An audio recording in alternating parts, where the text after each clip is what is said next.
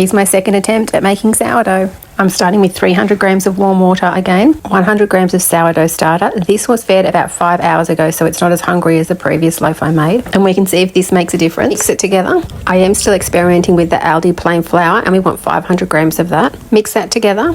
And I just remembered for this batch, I'm going to add the salt now and mix it in straight away. And it's 10 grams of salt. And I'm just going to mix this together with my hands to make a shaggy dough, which basically means it's not soft and smooth, but all the flour has been absorbed by the water. Now cover it with a wet tea towel or cloth of some sort. This has been left for an hour. Remove it from the bowl and place it on your bench. And then for about 3 minutes, I'm going to slap, stretch and fold this. Using the dough scraper, I'm going to get it up off the bench and place it in my bowl. Cover with a damp cloth for about half an hour. It's time for my first set of stretch and fold, and I am going to use the coil method again this time. This dough is a little bit wetter than my previous one, but with damp hands, it's still very manageable. Cover and leave for another 30 minutes. And again, I use the coil method for my second stretch and fold. Cover and rest for another 30 minutes. And this time I'm doing 4 stretches and folds as high up as I can stretch it. Cover with a damp cloth again for 30 minutes. And now it's time for our final stretch and fold. Now it's time to prove it, and I do find it easier to prove it in a straight-sided container, just because it's easy to see exactly how much it has risen. I use the rubber band as a marker so I know where it started at. And again, cover it with a damp tea towel or cloth. So this has doubled in size and it took about 6 hours. So I'm just going to pop it out onto my bench, stretch it out into a rectangle shape, fold it over on both sides onto itself, and then roll it into a coil. I do need my bench scraper because this is a little bit sticky. And I'm going to sprinkle it with a little bit of flour now. And I'm going to attempt to shape it into an oval.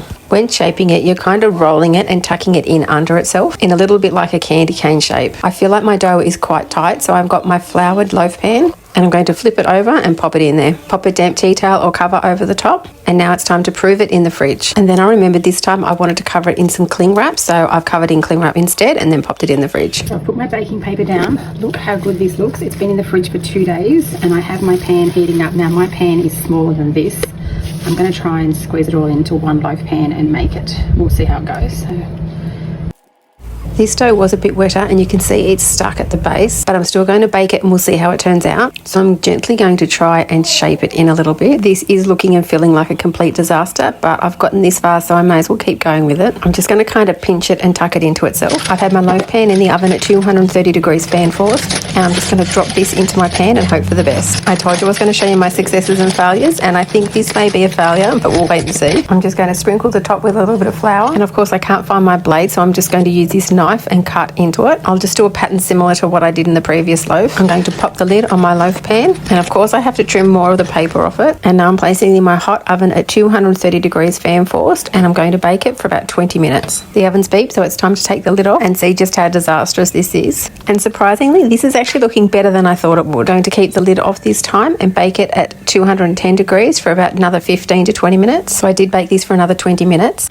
And look how golden brown this is looking, and it has risen as well. I'm going to place this on my bench for a good 10 minutes before I remove it from the loaf pan. And now I'm going to place it on my cooling rack and try and leave it till it's hit room temperature, but we'll see how long it lasts. I'm so curious to see what it's like inside. It's sounding pretty crunchy on the outside, and I've managed to wait about an hour and a half before slicing. So now's our moment of truth. And I think this is actually looking pretty good inside. Now you may not want to like and save this actual recipe for sourdough, but if you are someone that wants to make sourdough, make sure you follow along and we can experiment together, and eventually we'll get the perfect loaf.